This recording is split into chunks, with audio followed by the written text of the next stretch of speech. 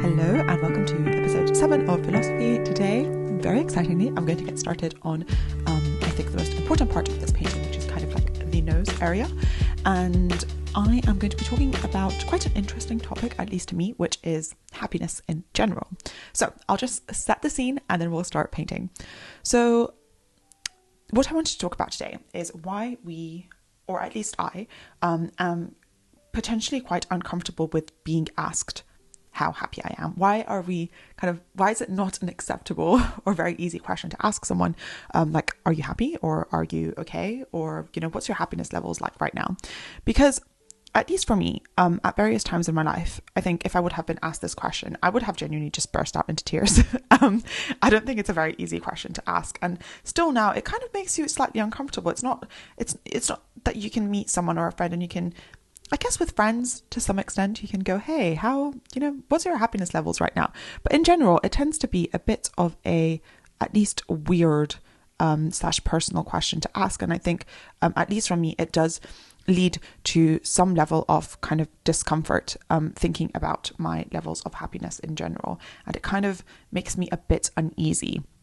I guess I treat it almost in a way as this kind of background thing that I don't want to focus on for too long, because then I might realize that I'm actually not that happy or that I need to make changes, and none of that stuff is comfortable. So I guess I just let it be this background thing that I hope I can ignore for the longest time possible and not really draw a lot of attention to, which, I mean, probably not ideal. So that's what I wanted to kind of talk about today, because I genuinely do believe that happiness is something learned. And of course, I'm sure that there are people who are happy to some extent without being taught to be happy. But I think maybe it's controversial, but I genuinely do think that we should be taught, and we can be taught to be happy, and either we do it unintentionally or life teaches us. But I think it's something that is learned. It's not something that just, happens. And it's not something that at least you can sustain for a very long time, at least healthily, without learning to do so.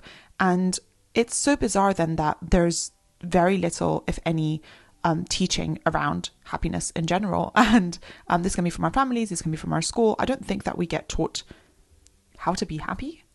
Things like kind of mental hygiene, things like self-esteem, things like understanding yourself, things like what to do when you're not happy. We don't get taught these things. And it's, I think, very, very bizarre, because presumably a lot of us aim to be happy in life, and that for a lot of us, at least for me, is one of kind of my top priorities and one of my top goals in life, and yet there is very little intentionality behind it.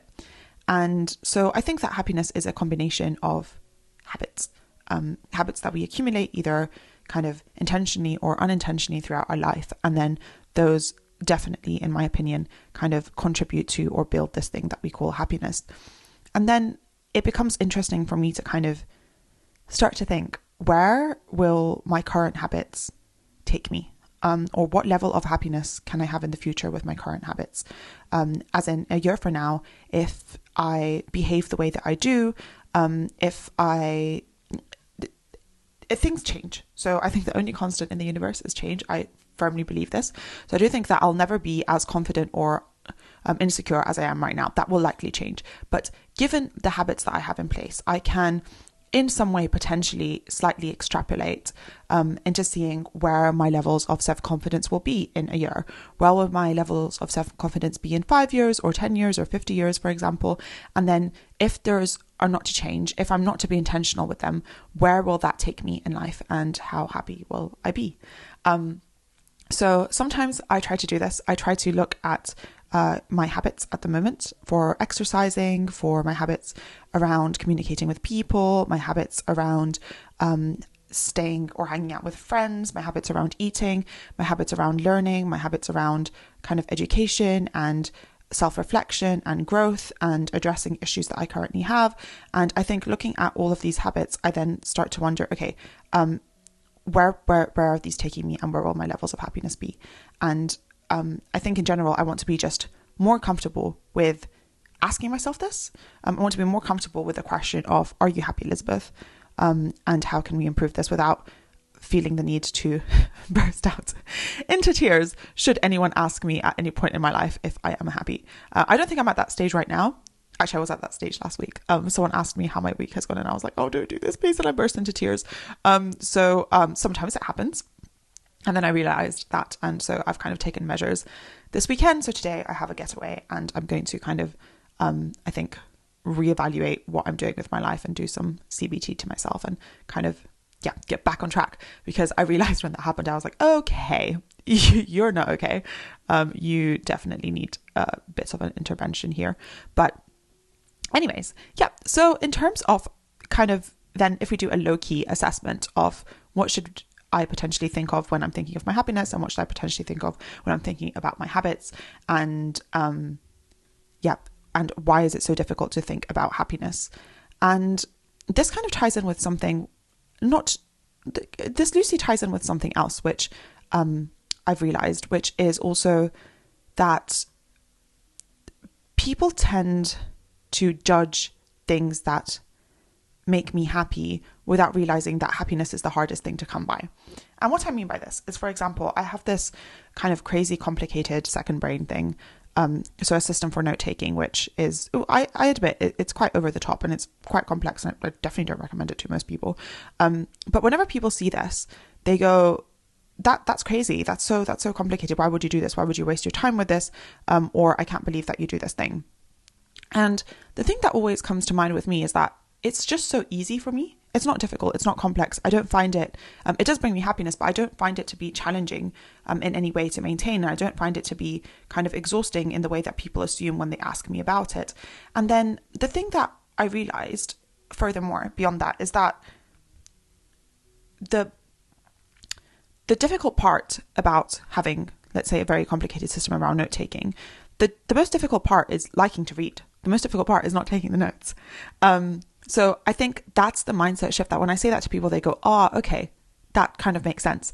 In the way that it's not hard to, it would be hard to do the system if you hated note taking, but if you love note taking, then the system makes complete sense and is very, very easy. And I think it's when we look at things from like the edges, from the outwards in, and we go, this thing that this person is doing, the exercising must be so difficult, or, running a marathon must be so difficult. Well, if the person loves exercising, then running a marathon is easy, if that makes sense. And in the same way, if someone loves reading, note-taking becomes very easy. So then instead of looking at the things that people do and going, oh my God, I could never do that, that's so difficult. If we go a level deeper into what is the thing that's actually giving them happiness there, what is the thing that they are passionate about, then it becomes kind of clearer, and it becomes easier to understand what would possess someone to do something that seems very, very complicated.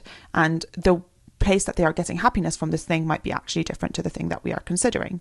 So the reason I'm saying this is going into the things that kind of finding out when you were a child, or finding out the things that make you genuinely happy. Especially, I think the nice things to consider here are the things that other people would think are crazy. Not because you want to do things to shock other people, but things that are unique to you, that you realize that, this is not everyone. And that, for example, for me, I realize this when people go, oh my God, you note take so much. And I'm like, yes, why do I do this? This is so weird. This doesn't feel bad to me. And then I go, it's because I love reading so much, and I love organizing thoughts so much. And I like, and then that makes sense. That's the original source. So I kind of like to ask my friends, and I kind of like to ask people now, who they were before the world got to them, if that makes sense. And I think that's a very interesting kind of exploration to do. Like, who were you before productivity? Who were you before you knew about money? Who were you before you knew about status? Who were you at the stage where you didn't know what loans were? Because I think that's an interesting time to kind of analyze, and an interesting time to delve into, because what were the things that you were doing just out of pure pleasure? And it doesn't need to be the same things that you focus on right now, but it can be, what's the parts of those things that were really attracting you to them? So I feel like so much is kind of stomped out of us as we grow up. And so much value in what we were interested in as children kind of disappears as we grow older. And I think it's quite fun to go back there, re-explore that, and find the things that we are passionate about again, because my theory is that they can increase our happiness in life. So For example, when I was a child, I was fascinated by magic. I was very, very fascinated by magic. And I think fictional books, I think it tends to be the case for very many children. But yeah, same for me. I was obsessed with magic in books. I really liked reading. I could read endlessly, as much as I wanted to. And I think I've gotten back into that in the last few years, just realizing that this was a habit. This was something that I loved doing when I didn't get paid for it. This is something that I love doing naturally, and therefore I think it does give me genuine happiness. I was obsessed with people. I always was very, very curious about people, and I just wanted to know what makes them tick and why they behave the way they do. I think I was very confused by people when I was younger and their behavior. And I think I just really wanted to understand what made people behave the way that they do, what makes people angry, what makes people happy, what makes people react in certain ways. Why are people different? Why do they change? What are their incentives and what are their reasons? When are they being honest and when are they being dishonest? And how can we make, I think I was fascinated with happiness too. Like, how do you make people happy? I think as a child, you always want to kind of make your parents happy, and you want to, and you don't like seeing kind of pain in the world. Of course, no one does. But as a child, I think you have the space to really consider that, and you have the time to kind of try and, in your innocence and without knowing that there's limitations to what you can do, I guess at that stage, you can really go into attempting to understand how this thing works and how you can change it. So I think I was very, very fascinated by human psychology when I was younger, and I still am. But there's this pattern here where there's these things that I loved doing as a child that I just had let go, because I thought, well, and not thought of in a long time, but I didn't realize that they were the innate Elizabeth things. They're the real Elizabeth things. And I guess this is why when I started this podcast, I started talking about why I feel the way I do, because this is something that I've been interested in before anything else. And for example, even my fascination with the human body, I am interested in human biology, but it didn't stem from human biology. It stemmed from a fascination with human psychology, and understanding how people hurt and how people work. And especially I was very obsessed with crime when I was younger. And we had a few books actually, that were encyclopedias, and a lot of them were like the Encyclopedia of War and Crime. And I would find it so fascinating what would drive people to do these horrible things. And I would try to imagine how people might have felt in these situations, both in kind of the offending side and both in the sufferer side. And that then led to an interest in human biology through that. So the core thing for me always was the human mind, and how people work in systems, in groups, in tribes, and also on their own with themselves. I'm really fascinated by how people work with themselves and how our inner state of being kind of exists. I was interested in arts and drawing forever. Also something that I didn't do for very many years. But I think that's the sad bit. I think the sad bit is that I kind of accrued and accumulated habits as an adult without considering the natural things that I did before I was paid for things, the natural things that I gravitated towards. And I think those are very, very, very important. They're very important because clearly there are things that I was genuinely interested in. They're clearly things that I would apparently genuinely do even if I wasn't paid for them. And most importantly, I think they are things in which I have a huge unfair advantage when it comes to considering and doing these things. And the reason for that is I think that the ways that, with the patterns that we think and the ways of thinking and the interests that we lay down as children kind of give us a very, very strong perspective and framework to view the world. And I guess it's just like neurobiology, because as you're younger, you're born with very, very many neural connections, and those tend to kind of the act of growing up is, sorry for the biology lesson, but the act of growing up is the act of of neural connections between neurons dying out. So we form these pathways, these neural pathways that keep firing and firing and firing. So the habits that we create when we are younger, the ways that we are viewing the world when we are younger, they reinforce some neural connections and all the others die out. And that's the same for everyone. It's how we grow up. We have way too many when we're younger, and then we fall into these patterns of thinking, and then we become adults, basically. So the ways that we view the world and the things that we learn and the things that we know when we are children are really well established in life. And I think that we don't need to do anything, but we could potentially kind of use them a bit more and use this unfair advantage a bit more. And that's not to say that we can't learn new things. I mean, obviously there's lots of neuroplasticity even as adults, and your interest in something will obviously lead to learning. But the things that you were drawn to as a child, potentially you're going to be good at for the rest of your life. And something that I found interesting is that a lot of people that I know that were interested in magic, like close-up magic and things like that, end up going into mathematical fields. And for example, my personal theory with that is that magic is quite analytical and mathematical, because it's very rule based. And for example, for a magic trick to work, we both need to agree on rules that exist in the world in order for you to break them. Because if you made something levitate, but we don't agree that gravity exists, that's not a magic trick. It's not magic to me. It's like not interesting.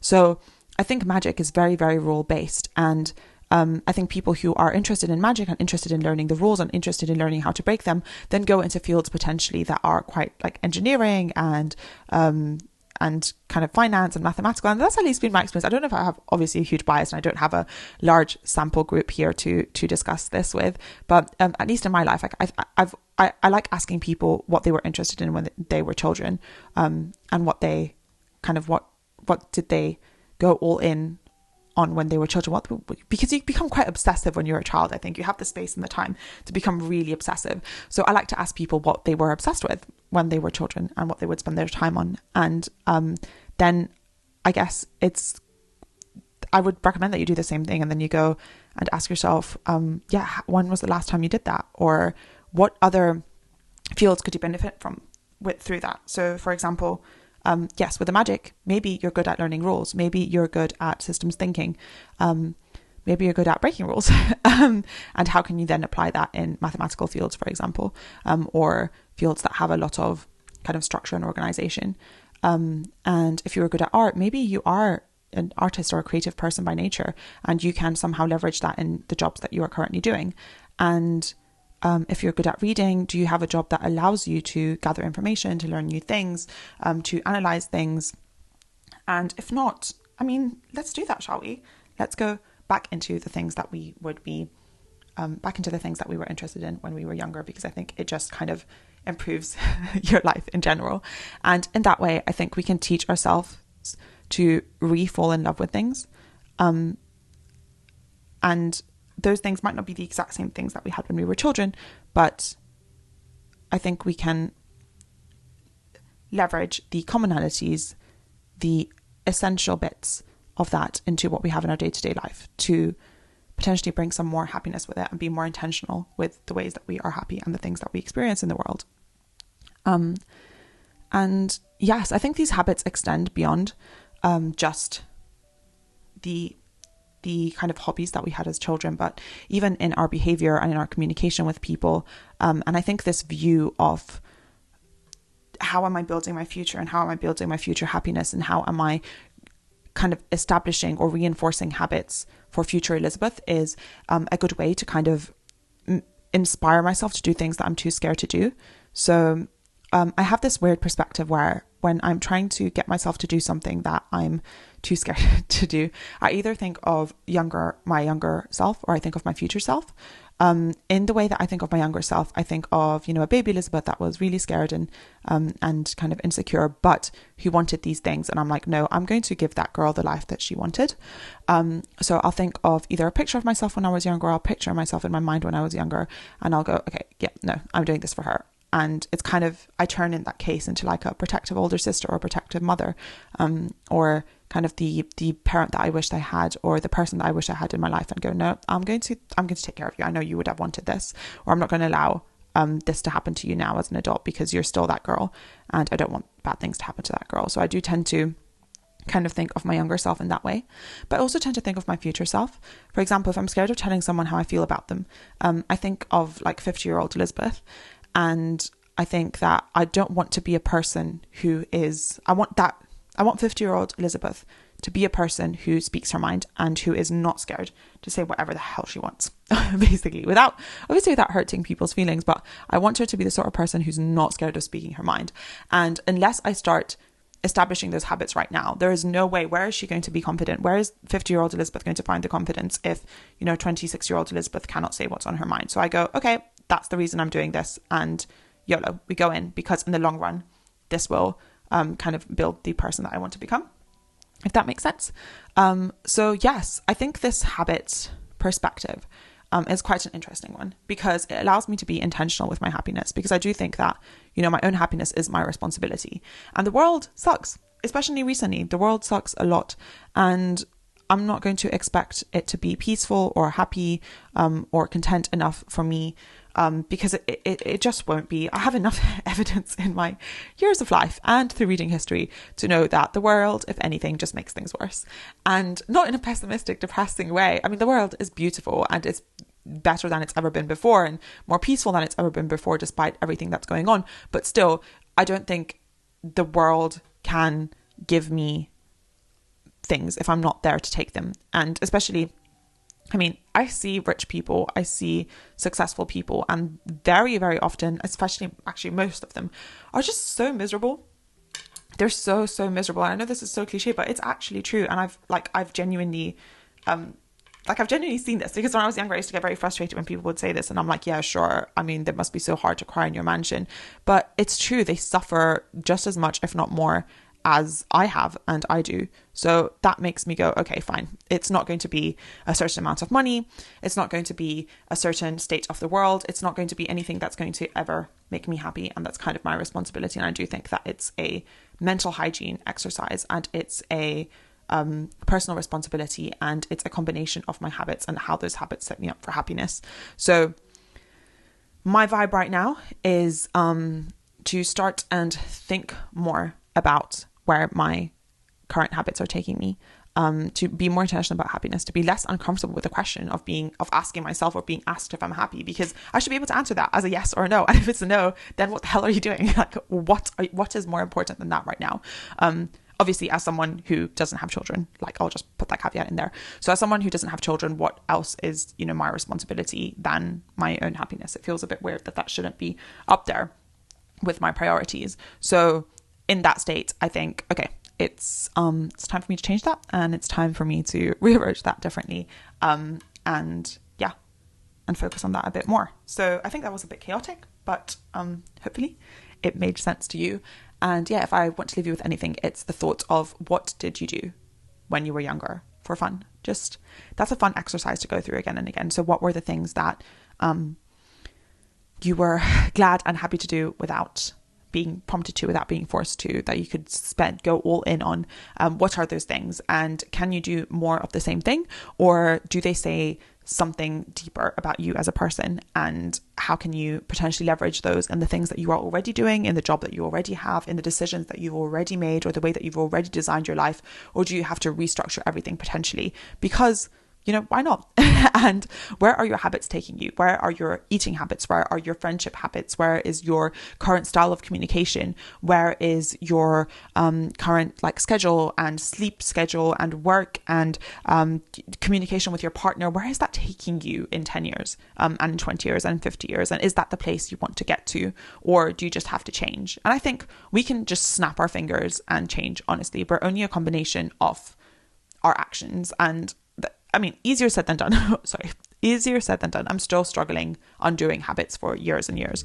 But I think that things are not set in stone, and we can definitely unlearn things and teach ourselves a lot. So yeah, if you, of course, with help and with exercises and with therapists potentially, but I do think that we can change and build a life that is closer, at least, to what we want it to be. Okay, I'll wrap that up here. If you made it so far, thank you so much for spending this time with me. I hope you have a wonderful rest of your day. Be kind to yourself and others, and don't believe everything you think. Thanks. Bye.